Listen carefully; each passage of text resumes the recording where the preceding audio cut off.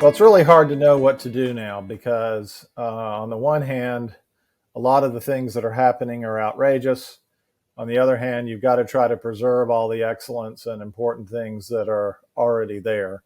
But in my opinion, it's reached a pretty difficult point, a point at which strong action is required. So the first thing would be to try to say out loud that this political interference is occurring. And I think one of the things that has been painful with everything that's happened at UNC has been, for example, in the Nicole Hannah-Jones case, where it's not in dispute that the board, the chair of the University Affairs Committee, asked the provost to remove the case from the agenda. That never happened in any of the time that I was there. That is a major event. And then tried to pretend like it was no big deal. And that isn't correct. And then also tried to pretend that it wasn't about politics. Well, neither of these things are true. So if you want to have a debate about how to do this, you got to at least start with an objective set of facts. And what mystifies me is why these members of the governing board, who many of whom I know, wouldn't just come out and say, yeah, that's what they did. It seems like their political friends would think that was a good thing. So I don't understand the subterfuge. Just try to get all this stuff out in the open. It's the same thing in Florida. They won't come out and say, yeah, we're doing all this because this is what the governor has told us we had to do.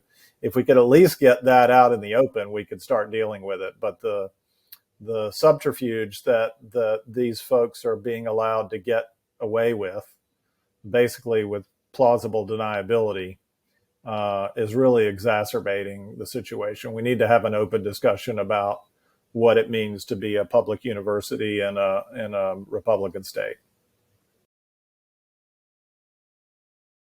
The provost search that just happened, Chris Clemens may well have been the best candidate. I don't know who the other two were, but it's clear from statements that were made that are unattributed to excellent journalists that the board members were only going to consider someone who they agreed with politically. Well, if that's true, why not save everybody a bunch of time and just tell everybody that that's what's going on? I don't think that would be good, but at least we'd be dealing with a set of facts that are out in the open rather than having people say these kinds of things without attribution to journalists.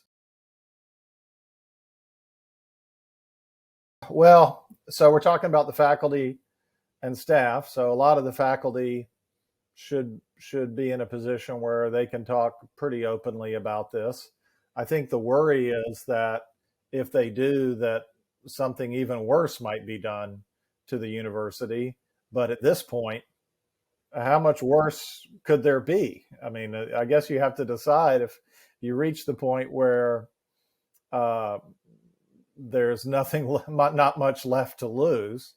And I guess that depends on your point of view. But I think that not allowing the plausible deniability model to obtain, which there are lots of people who have knowledge that could be used to stop that, would be a good first step into trying to move on.